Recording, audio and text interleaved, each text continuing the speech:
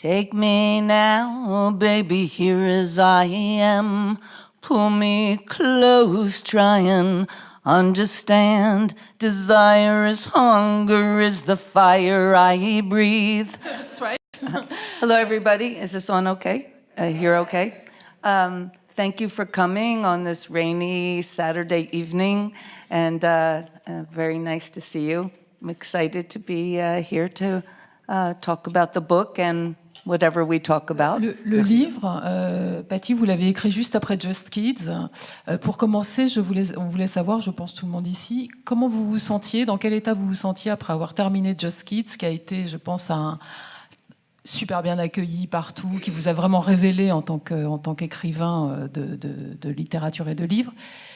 Et comment vous avez enchaîné sur M-Train? Well, my state of mind finishing Just Kids was exhausted joy that I actually finished it because it took a long time.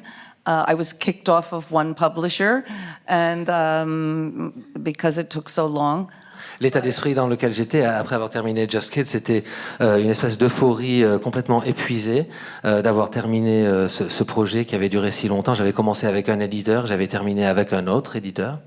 But a lot of it was because I didn't choose to write it. Robert Mapplethorpe asked me to write it the day before he died. He asked me to write our story.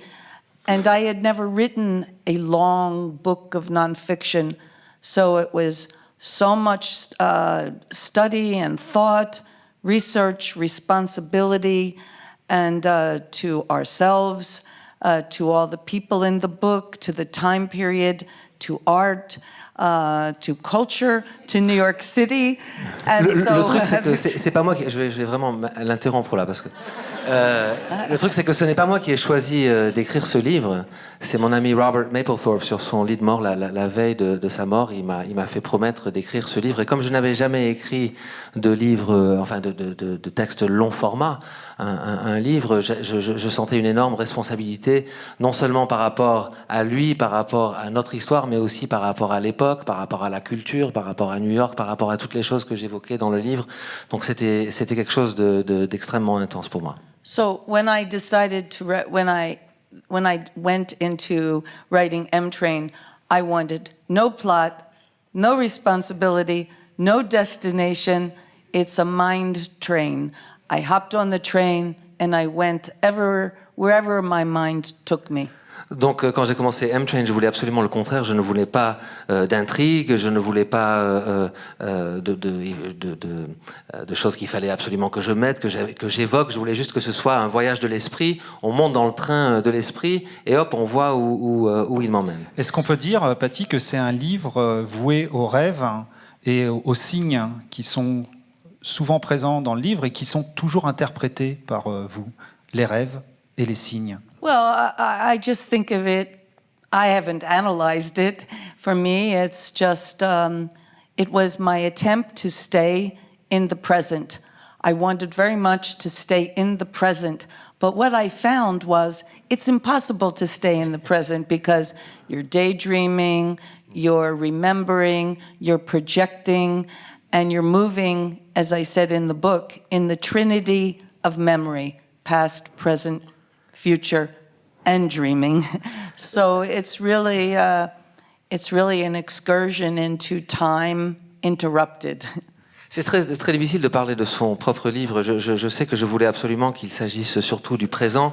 Mais je me suis rendu compte qu'en parlant du présent, forcément, ce dont je parlais du passé. Donc je parle de la trinité du passé, le présent, le passé, l'avenir. Enfin, dès qu'on commence un peu à laisser son esprit vagabonder, on se retrouve entraîné un peu on ne sait où. Just Kids se terminait au moment où vous faites du rock.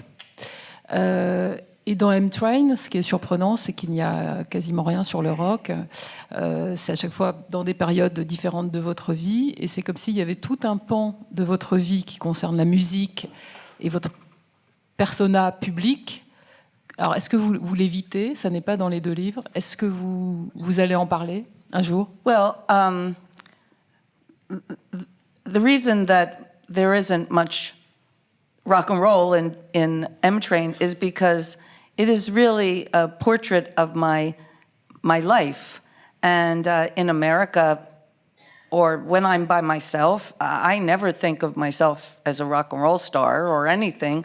I do think of myself as a writer. La raison pour laquelle il n'y a pas de rock and roll dans ce livre, c'est que dans ma vie quotidienne, il n'y a pas de rock and roll. Enfin, je me considère. Yeah, I mean, I don't wake up in the morning going, "Oh, I'm a rock star."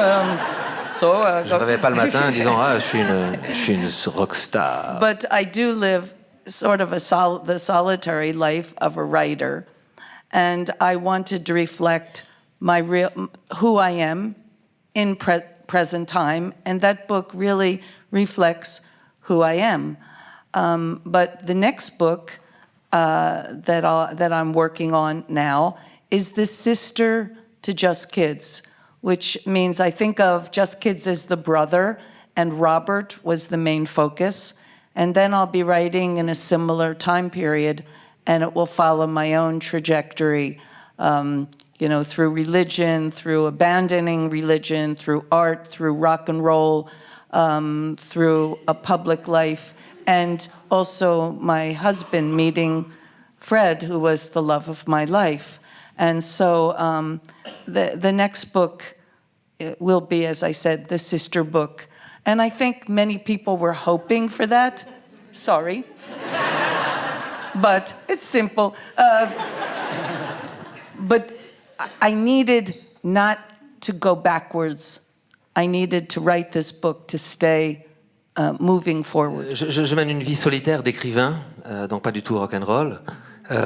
Et ce livre M-Train était vraiment le reflet de cette vie introspective, etc.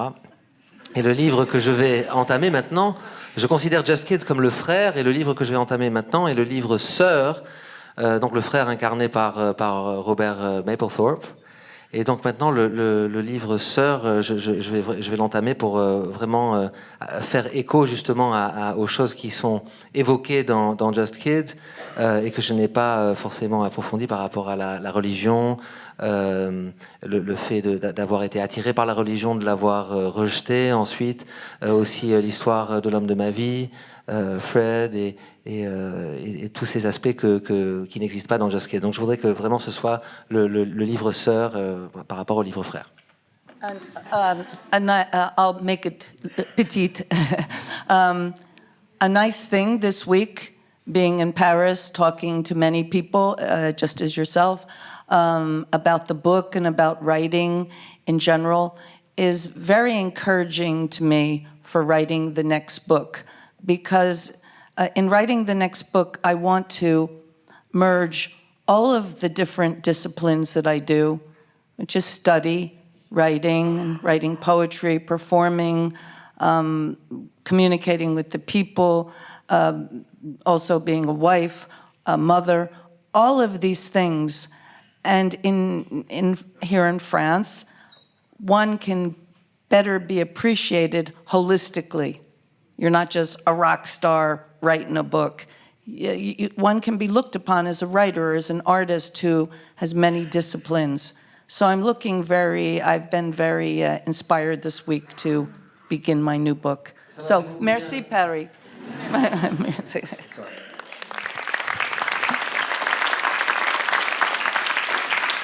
Ça m'a fait beaucoup de bien d'être à Paris et d'être en France, de pouvoir avoir des discussions comme on a aujourd'hui par rapport justement à mon projet d'écriture.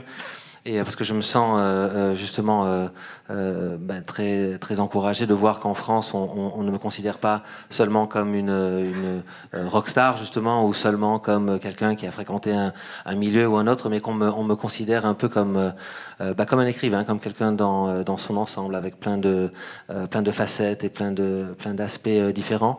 Et ça, c'est quelque chose que j'ai vraiment hâte d'attaquer quand je me remets à travailler sur mon livre suivant. Et je vous remercie de m'avoir donné un peu d'inspiration, justement, en vous intéressant à moi, comme vous le faites. C'est par certains aspects un livre de voyage et de déambulation. Vous l'avez dit, vous ne vous voyez pas chaque matin comme une rockstar lorsque vous vous voyez dans un miroir. Néanmoins, comment faites-vous pour déambuler sans que jamais personne ne vous arrête dans la rue, en étant presque, en faisant partie comme ça du paysage, en étant partie intégrante des endroits dans lesquels vous êtes?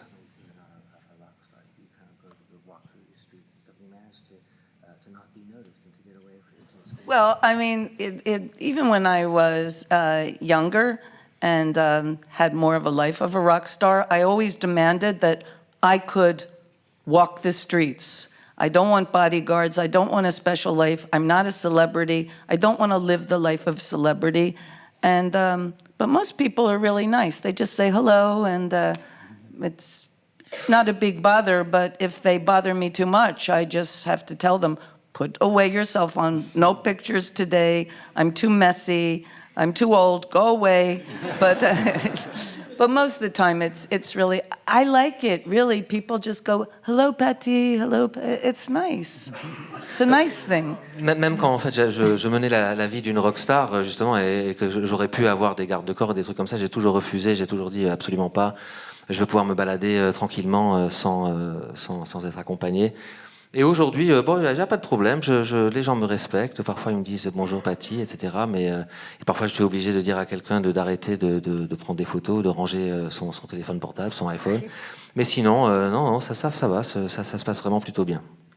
It's also, I try to, when I'm on the streets, I think of people like, even though we don't know each other, if they say hello, it's more like from friends, not like fans. I'm a rock star, they're fans. It's like, oh, hello. Like it has a little bit of glimmer of abstract friendship.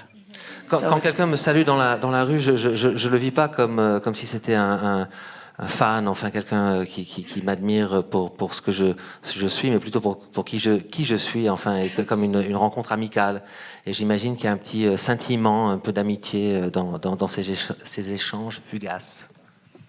Dans M-Train, qui est une promenade à la fois géographique, dans les cafés, surtout dans un café de New York, puis dans le monde, et qui est donc une promenade aussi de géographie psychique, mentale.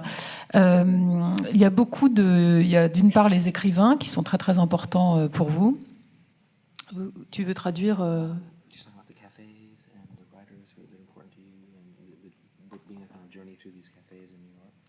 Well, is there a question? I think she was going to continue. Oh, go ahead. Go on, no, please. continue. No. That's perfect. It was my question. You didn't need a question. I felt that. Well, the problem is that the cafes that I have loved since I was young, they're all gone. The cafes in the book, they're all gone already. I started the book and I had my number one cafe and number two cafe, and now they're both gone. Le problème, c'est que les cafés dont on entend parler justement dans le livre n'existent plus. Quand j'ai commencé la rédaction du livre, j'avais mon café numéro 1, mon café numéro 2, et maintenant, il y en a aucun des deux. Also, the concept of the cafe as I know it, as a romantic view of the cafe as a place to write poetry, to write, to read, to contemplate, or to spar with someone and have a conversation. No, it's now a place for cell phones, laptops, doing business deals, fighting with the bank, fighting with the FedEx company. It's really changing and very upsetting because I walk in a cafe and think, what happened? So it's nice to be in Paris where you can still go in a cafe. And since I've been here, I've written every day in a cafe, and it's been such a pleasure because the cafe is such a wonderful place to write and think because you have solitude amongst the multitude, and that's a wonderful thing. Non seulement les cafés dont je parle n'existent plus, mais aussi l'idée même en Amérique du café n'existe plus. Et quand l'idée que j'ai d'un café, c'est quelque part où je peux aller écrire, lire, discuter, échanger, mener une vie intellectuelle. Tandis qu'aujourd'hui, il n'y a que des gens avec leur iPhone, avec leur portable, en train de discuter, en train d'engueuler les gens de FedEx qui sont en retard, etc. Enfin, c'est vraiment pas du tout ce que j'ai connu. Mais ce qui est génial à Paris, c'est que justement l'esprit du café existe encore. Et depuis que je suis ici, j'ai passé des moments délicieux à écrire, à travailler, seul parmi la multitude. C'est vraiment une notion que j'apprécie beaucoup quand je pense au café et au fait d'être en public comme ça. Alors quand c'est pas le lieu, le café, c'est la substance, la boisson qui vous accompagne partout. J'ai noté cette phrase qui vient de la préface que vous avez écrite pour le livre d'Albertine Sarrazin, où vous dites « Un jour, j'irai sur sa tombe avec un thermos de café noir. Je m'assiérai à côté d'elle et j'arroserai de parfum au muguet sa pierre tombale, en forme d'astragale, comme l'avait voulu Julien. » Pourquoi est-il si important de se recueillir sur les tombes des écrivains qu'on aime? Well, I don't know. I mean, I have, since a very young girl, done homages and poems and visited people that have died on horses. One song, Break It Up, for Jim Morrison, Land, an elegy for in memory of Jimi Hendrix, Birdland in memory of Wilhelm Reich. And then when I started traveling, the first place I went to Charleville to visit the grave of Rimbaud, and I find it a very, it's a beautiful thing to go visit these people that have given me so much beauty and so much pleasure in my life, to stop and see Sylvia Plath or Akutagawa or Yeats or William Blake, and then say thank you, and to stand there and think about their work and give them a moment of contemplation and love. C'est quelque chose que j'ai commencé en fait très tôt, quand j'étais vraiment une jeune fille, que je faisais de la musique. Par exemple, j'ai écrit des chansons en hommage à Jimi Hendrix, à Jim Morrison, à Wilhelm Reich. Et ensuite, quand je suis venu en Europe, la première chose que j'ai faite, c'est que je suis allé à Charleville rendre visite à Rimbaud. Et c'est vrai que d'une manière générale, je trouve que c'est formidable de s'octroyer des moments comme ça de contemplation et de recueillement auprès d'artistes et d'écrivains qui nous ont marqués, et de passer un moment comme ça à se souvenir et à les aimer. But also, yesterday, for instance, we were in Sète, and we went to see the grave of Paul Valéry. But also, when I visit someone and give them a thought, I like to walk around and see the people. And yesterday in Sète, there was a grave of a very humble sailor, died at 33. Something about him was so touching. And then we saw the grave of a young girl, only 20, who died, who loved horses, and a beautiful picture of her on her horse, a girl named Fanny. And so it's the human experience, you know, to just give a moment, even if you don't know people, these people, whether they're poets or a young girl, you hold them in your heart and give them a moment of life, of your own breath. Et ce qui est intéressant aussi, c'est qu'on ne sait jamais où ça peut nous mener. Par exemple, hier, on était à Sète, et donc forcément, on est allé sur la tombe de Paul Valéry. Et pendant que j'y étais, ensuite, j'ai vu la tombe d'un marin de 33 ans. Et ensuite, j'ai vu la tombe d'une jeune fille de 20 ans, décédée si jeune, et qui aimait les chevaux, et avait une stèle avec, justement, on voyait les chevaux. Et je trouve que c'est formidable, justement, de pouvoir vagabonder comme ça et donner à des gens qu'on ne connaît pas, qu'on n'a jamais connus, qui ne sont pas forcément artistes, d'ailleurs, qui peuvent être des gens voilà, de tous les jours, mais partager un moment avec eux et leur donner un peu d'amour. I have an idea. Do I have another microphone, or is this the only one? Do I have a stand? Et parfois, je chante une chanson aussi pour les défunts. Et récemment, j'étais à La Roche, près de Tanger, et j'étais sur la tombe de Jean Genet, et je lui ai chanté une chanson que je lui chante, que je peux vous chanter d'ailleurs. I was a wing in heaven blue, on the ocean, soared over Spain, and I was free. I needed nobody. It was beautiful. It was beautiful. I was a pawn, couldn't make a move, couldn't go nowhere, no future at all. Yet I was free. I needed nobody. It was beautiful. It was beautiful. And if there's one thing could do for you, you'd be a wing in heaven blue. I was a vision in another eye, and I saw nothing, no future at all. Yet I was free. I needed nobody. It was beautiful. It was beautiful.